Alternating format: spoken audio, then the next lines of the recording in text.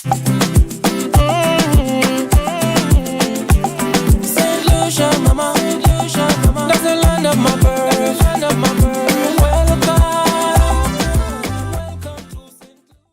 Alright, so it is probably 10:05 right now. It is Friday, which means it's another episode of Rum Shop Talks. And today we will be doing things a little bit different. And pretty much we're gonna do our culture / legal piece all in one, because we're gonna be tackling kind of the same topic. So the past couple of weeks, I feel like we've been spending a lot of time talking about loss. Ooh, my lights are falling. And you hear so much about people losing, whether it is losing family members, loved ones, friends, relatives, losing their jobs, their businesses. And what I realize is there's not much talk on how to survive that loss or how to deal with that loss. So I wanted to kind of hop on here today and do that. For you guys who know me, you know that I've had my fair share of loss in the last couple of years. And as an estate planner, when I first started my practice, I figured that I knew everything there was to know about loss. You know, it's like it's my job. I deal with people losing family members. I help people plan for their deaths. So I figured that I had it all covered. I had it figured out.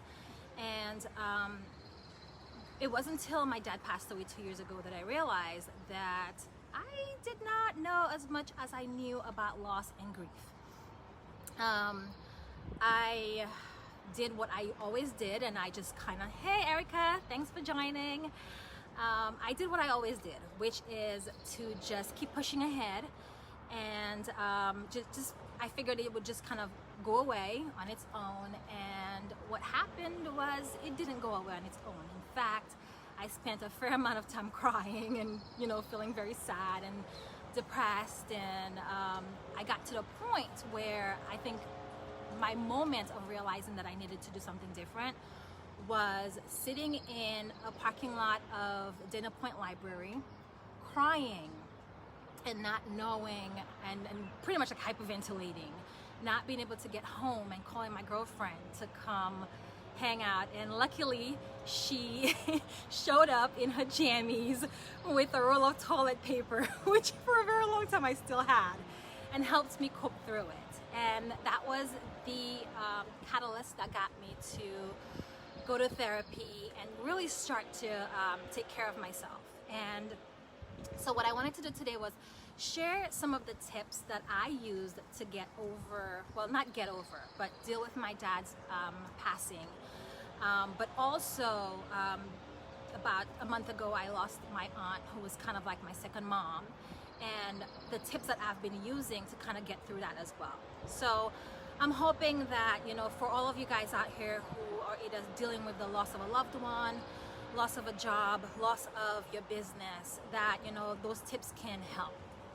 So for me, tip number one, and at the time I didn't even know it was going to be a tip, was reading this book, Option B by Sheryl Sandberg and Adam Grant. So my book club read this book, I want to say a year before my dad passed away. And at the time, when we were discussing the book, the conversation was like, well, what kind of person are you? Are you the kind of person, when you have lost, that you want to have everyone surround you, or are you the kind of person who just wants to be left alone? And I was like, hands up, I want to be the person who wants to be left alone. But what I realized once I was going through grief and loss is you can't do it alone. And so one of the things that they talk about in this book, which I really used, was realizing that people don't always know how to help you. They don't know what to say. They are here, and sometimes when they offer to help and they make those blanket, like, you know, call me if you need anything, It's because they don't know what to do. And so one of the things that Sheryl Sandberg recommends is that we, the people who are in that position of feeling that loss, should tell people how they can help you. And that's also something that I have learned in therapy, which is going to be tip number 2, that therapy actually is something that you should do, but we'll get into that later. But one of the things that I had to do was actually ask for help, as in call my husband and say, I need you. And not only say I need you, but I need a hug from you. Or I need you to sit and listen to me while I blab about whatever it is. Or I just need you sitting here while I cry. Don't say anything, just sit here while I cry.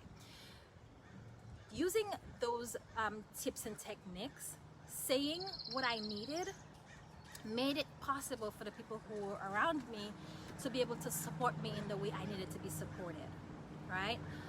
They didn't know what to do, so it was my responsibility to say that and to do that. On the other spectrum, which is also really cool about this book, is it doesn't only talk about the person who's grieving, it also gives tips on what to do if you are the person in the position of support. If you're trying to help someone and you don't know what to do, this book is really great at giving you tips. For example, one of the things that it says is to show up for someone, whether that is knock on the door and say, hey, what do you need? And it might be that the person wanted company, but they didn't know how to ask for it. And now that you're here, you're providing that company for them. A few of my friends have lost parents in the last couple of years as well. And one of the things that I did with my other girlfriend was we made baskets. And we put our friends' favorite things in there, whether that was their favorite drink, your favorite scent of candle, and just showed up with the basket and basically was like, look, you might not want to talk to me, and I get it. I'm here for you. I've got this little basket. I'm here to give you a hug, and I'm gonna go. And I realized that actually made them feel better. They might not have wanted to talk to me, and a lot of the times they didn't want to talk, but that small gesture of showing up and being physically there for someone gives them the opportunity to get something that they needed, but that they didn't know how to ask for and express. So tip number 1, if you are a person who is dealing with loss or trying to help someone deal with loss, is read this book. Highly recommended it, and as you can see, I have it. And when it came time to figuring out what to give my clients who have lost someone, I bought this book because I just believe so much in it that I actually bought it to give to my clients as a so sorry for your loss kind of gift. So option B. Tip number 2, as I mentioned, is therapy. So I grew up in a culture that where we believe that we don't talk to other people about our problems. we just don't do that. We don't talk to strangers about our stuff. We figure out how to deal with it, and then we move on.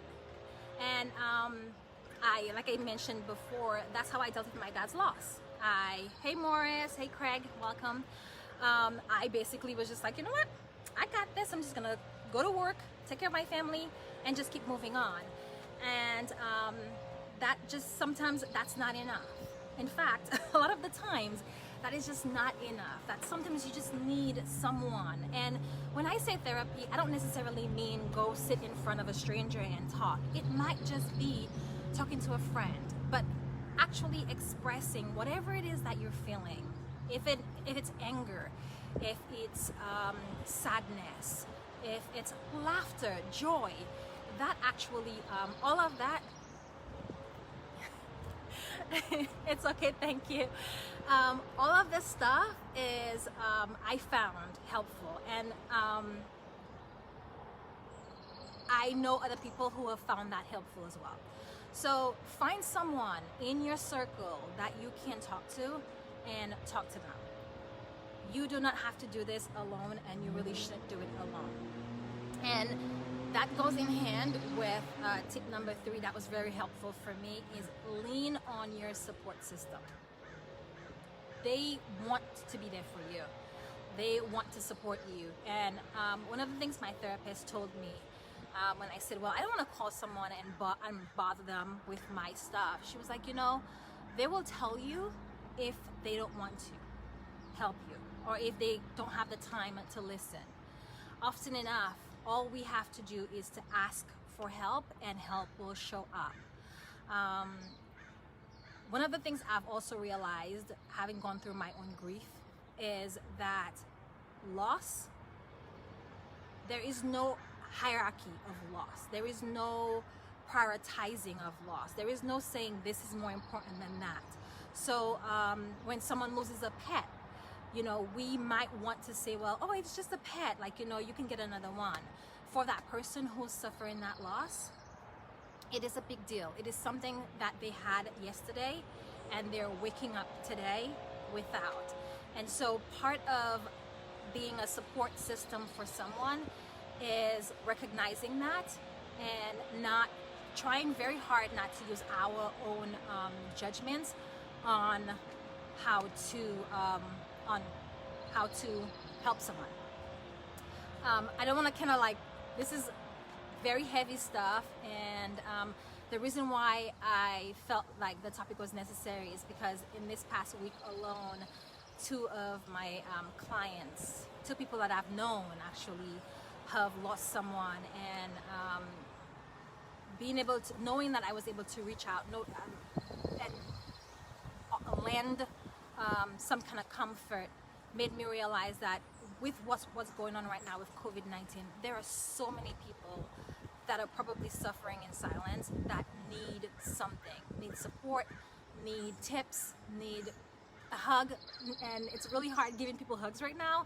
So if all you can do is pick up the phone or drop something off, just let that person know that you are there, that you are listening, that you're able to help them, would be great. And for you guys who might be listening after this live session, if you have any tips that I did not mention that you have found helpful or that you knew helped someone, please put it in the comments below. What I've realized is people actually read the comments, and let's find ways to be there for each other. Even if right now we can't be there physically, let's find ways to be there for each other. For you guys who are kind of coming in, just a recap, my 3 tips were: read option B, find someone to talk to, and lean on your support system. Let them know how they can help you so that you're not going through this alone. Hope this helps someone out there. Same thing I was thinking. I missed what Tessa was responding to. Yeah, hopefully that this tips will help someone out there who's going through some loss.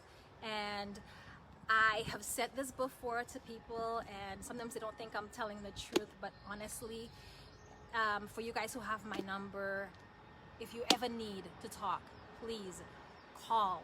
I'm here, I'm ready to listen. Shoot me an email, let me know you need me, and I will find a way to show up. Because for you guys who missed it, when I needed help and I called, I had someone show up for me. So I want to make sure that I do that for someone else. So if you are feeling like you need something, know that you have this person here that you can reach out to, and I will be a shoulder for you. I'm not only here for legal advice, you guys, or for rum drinks. I'm also here to be a shoulder for you if you need support and comfort. So, all right, you guys, it is the end of my presentation. It was a little bit different. Thank you for giving me a couple of minutes of your Friday. You have a wonderful day, and I will see you guys next week for another episode of Rum Shop Talks. And I promise we won't be doing something this heavy again. Bye.